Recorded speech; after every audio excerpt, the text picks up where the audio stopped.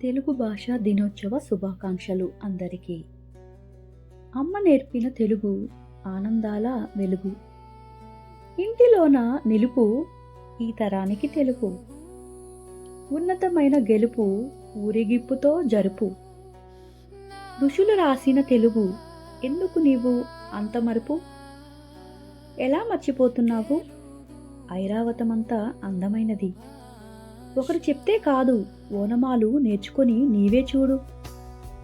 ఔరా అనక మానవు నీవు, అందమైన అమ్మాయి నవ్వులా, ఆహా అంటూ ఆస్వాదించే ఆలి వంటలా, కమ్మని కన్నుల పంటలా, ఖడ్గము వలె చురుకైనదిగా, గర్వించదగేదిగా, ఘనతను నీకు ఇచ్చినదిగా, ఇంగితమును నేర్పినదిగా, చమత్కారము చూపేదిగా, చండాలమును చీల్చేదిగా, జన్మను ఇచ్చునదిగా, జటాధరుని కేశములుగా, టక్కరి నేర్పులు నేర్పేదిగా, కంఠమును పలికే శ్రావ్యంగా, డబ్బులకు లొంగని జ్ఞానములా, డమరకంలోని నాదములా, అనా అక్షర రూపంలా, తప్పొప్పుల నేర్పేదిగా, రథమును నడిపేదిగా,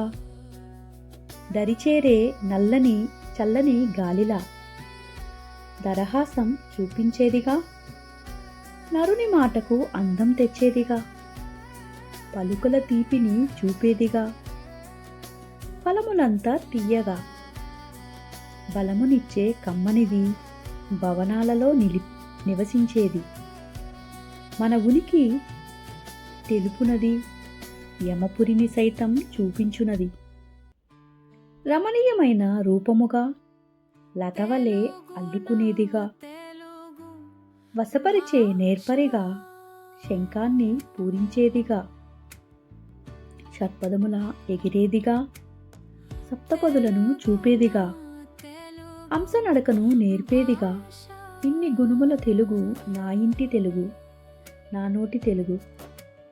తెలుగు భాషా దినోత్సవ శుభాకాంక్షలు మరొక్కసారి అందరికీ. నా తెలుగు అంటే నాకు చాలా మక్కువ, ఇష్టం కూడా, మీకు కూడా అనుకుంటున్నాను. తెలుగుని మర్చిపోకుండా రేపటి తరానికి దాచిపెట్టి ఉంచండి, ప్రచురించండి. నా తెలుగు అంత పర్ఫెక్ట్ అయితే కాదు, కొన్ని తప్పులు కూడా దొర్లి ఉండవచ్చు, దయచేసి తప్పుగా తీసుకోవద్దు.